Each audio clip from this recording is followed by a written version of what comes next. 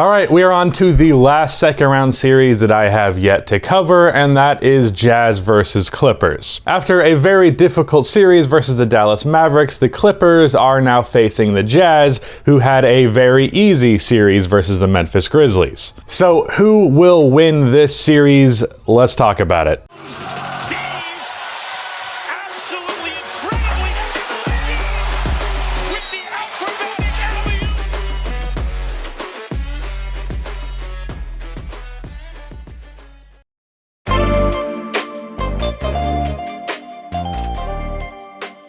Before I continue on with this video, about half of the people that watch these videos are not subscribed, so if you fall under that 50%, then please subscribe. I'm trying to hit 200K on this channel by the end of the year, so it would be much appreciated. Also, drop a like on this video. It only takes 1 second and makes a massive difference.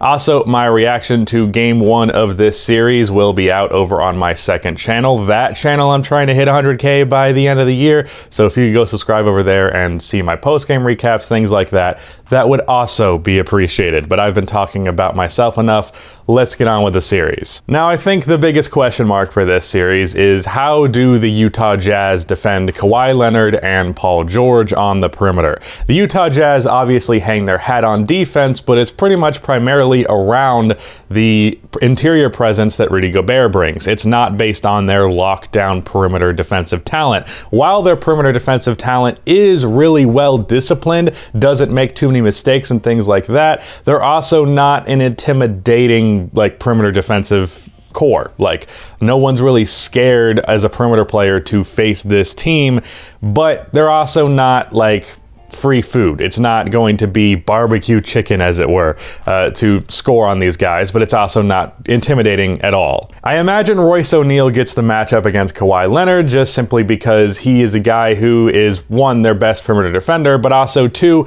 he shoots the ball 5 times a game, and he's perfectly content shooting the ball 5 times a game, so he can put all of his energy into the defensive end of the floor. He's a guy that you can say, hey, look, Royce, all I need out of you in this series is to hit your wide open threes, and I need you to put 110% effort into slowing down Kawhi Leonard. Will he actually do that? I don't think so. But will he not be a mismatch in any way? Will he not be a problem for the Jazz and make Kawhi not just have an incredible series?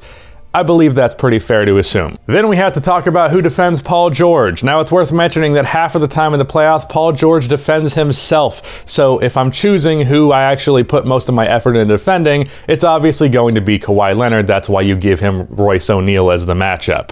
But as for PG, he is either going to have Bojan Bogdanovic or Joe Ingles on him pretty much at all times. I doubt they would try like a Donovan Mitchell thing. He's just too small, and he also needs to conserve his energy for offense, so that wouldn't really work, and I can't imagine it'd be anything else. Maybe he sees some Royce O'Neal when Kawhi is on the bench, but that's about it. Now, of course, Joe Ingles did famously slow down Paul George a bit and really punk him in a first-round matchup like 4 years ago, but I would not rely on that happening again, to say the least. And Bojan is okay defensively. He doesn't really stand out one way or the other, but he has at least a decent size, as does Joe Ingles. But Paul George definitely, I would assume, is faster than them, and pretty much it's fine, but it's not a great matchup, to say the least. In terms of someone actually going off in a playoff series and being a serious threat and the main factor in your team losing, that is going to be Kawhi Leonard, and I think you're okay with the Royce O'Neal matchup there, so it's not the end of the world, but it's not ideal either. Now, I have to wonder, do the Clippers actually try and run small versus the Utah Jazz? They, of course, did this versus the Dallas Mavericks and did this very successfully because they didn't want to keep letting Zubac switch onto Luka and get absolutely killed pretty much anytime that happened. While Mitchell might be able to take advantage of a Zubac switch to some degree or another, it's not going to be to nearly the degree that Luka was taking advantage of it, so there's reason to actually play Zubac in this series. But in Game 7, while initially the small ball's effort was to get like no more switching to happen and to just be able to switch better defensively to where Luka didn't just go mismatch hunting.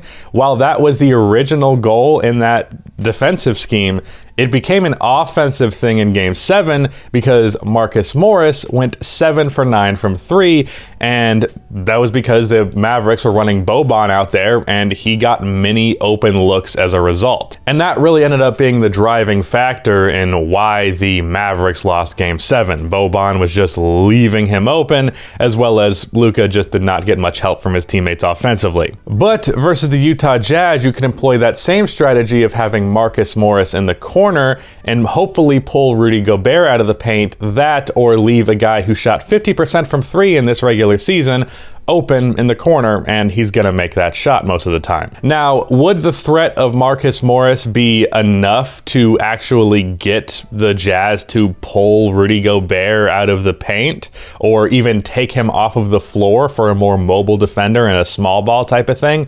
I don't think so at all. Rudy Gobert is at the very least the second best player on this team, so they're not just going to take out one of their best players because of a little bit of a mismatch, because at the same time, while they will be giving up those three-pointers, they're also going to have a mismatch on the other end of the floor, because while Rudy Gobert is not going to post up Marcus and score a billion points that way, he is going to kill them on the offensive glass, and he is going to be capable of finishing over him pretty much every time the opportunity arises, actually creating those opportunities himself. He's not going to be the best at regardless of his defender, but he will be able to finish in the paint pretty much every time if he gets a proper dump off pass. I don't think Marcus actually gets Gobert out of the paint. Maybe like 5% gets him out of the paint, but regardless, even that 5% is a huge advantage, and having that many open three-pointers is something you're gonna want. Being able to get a really good look on pretty much every possession,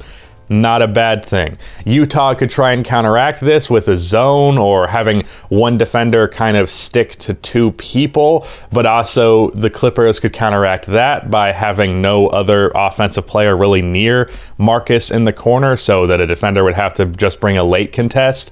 That would be a way to counteract that, but either way, I think you're going to be giving up open shots if you have Gobert out there with Marcus as his primary matchup. Also, the Jazz could switch somebody onto Marcus and have Nick Batum technically be the man who's open, and Nick is less likely to go bombs away than Marcus is. Also, kind of speaking of that small ball issue like Zubac versus Morris and like the spacing and pulling Gobert out of the paint versus not giving up those offensive rebounds and the easy looks in the paint, there is a middle ground that they could potentially go to in Serge Ibaka. Serge was injured towards the end of the regular season and really throughout the entire regular season, and as a result, he didn't really get much playoff run versus the Dallas Mavericks because it was such a close series. They really did not have any opportunity to give him time to really get reacclimated into the system, and because of that, he only played 18 minutes in total for the entire series. But he can be the middle ground where, like Marcus, while not as good, he can hit the open three or an open mid-range shot, but he can also be big enough and well-versed enough defensively to where Rudy Gobert is not going to take advantage of him in the paint where he would versus Morris. So that's a wishy-washy thing because you want to give Serge that opportunity, but you're also going to be in yet another likely close playoff series, and you can't just give up points or not make shots just because you're trying to see if Serge can get the job done. He might just have to sit out a series once more because of that unfortunate circumstance. Another question is, will the Jazz's depth really be a difference maker in this series versus the Clippers, who are much more top-heavy? The Clippers only have, I'd say, 5 players who you can really rely on to be consistent and be there game in and game out. And Paul George is one of those players, so take that for what you will. He's not even really consistent in the playoffs, so there's that. Meanwhile, the Jazz run 8 players deep and 8 really good players deep. The Clippers do have guys like Rajon Rondo and Terrence Mann and maybe Serge Ibaka who can be good in the series and can have moments, but they can also be the opposite of that, and that's not exactly reliable. The Jazz also have a more free-flowing and team-oriented and just overall well-polished offense.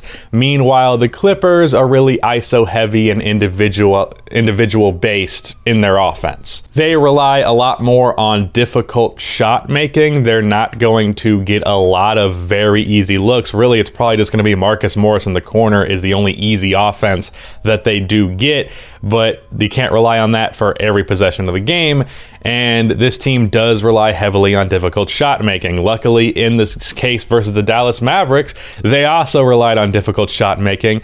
It was just that Luka Doncic was fucking ridiculous. So because of that, I really do think this series is going to come down to the team of the Utah Jazz versus the individuals of the Clippers. And that might sound like a knock on the Clippers, and I think in terms of actually contending and being a real championship team, it is a knock. That's definitely a legitimate criticism, one that I have made a couple of times now. Though I will say they did get better progressively in the Maverick series as playing like a team, especially in Game 7, so that's worth mentioning, but that's still an issue with this roster. But at the same time, especially against a team in the Jazz that in my opinion does not have a superstar caliber player, it's really going to come down to the individual, because the NBA is an individual and superstar driven league. The Clippers have a superstar player who can carry a team in the playoffs, and I do not believe the have that. While I think Donovan Mitchell can put in his best effort and definitely make it a series,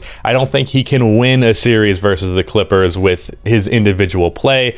Obviously, Rudy Gobert is not going to do that, even as good as he can be defensively. So I'm going to go with the Clippers because I just believe in superstar play being what ultimately decides series. And that's the same reason why I picked the Nuggets to beat the Suns, even though I think the Suns are a little bit better of a team-oriented team than the Jazz, and the Nuggets are a little bit less individual based. So it's not to the extreme of these two rosters, but at the end of the day, I'm going to pick the Clippers because Kawhi Leonard. And it's as simple as that, as much as I can look into matchups, small ball or not. Like it's ultimately going to be Kawhi Leonard is going to have a great series, and I'm going to pick them because of that.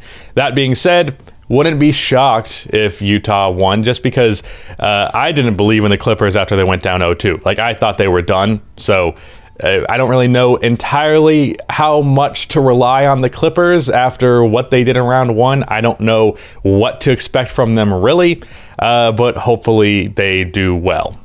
So that is my prediction, Clippers in probably 6. Shout out to Rudy for editing this video. His most recent video is linked in the description. That's the end of this video. Please be sure to like and subscribe for NBA content like this, and keep the music.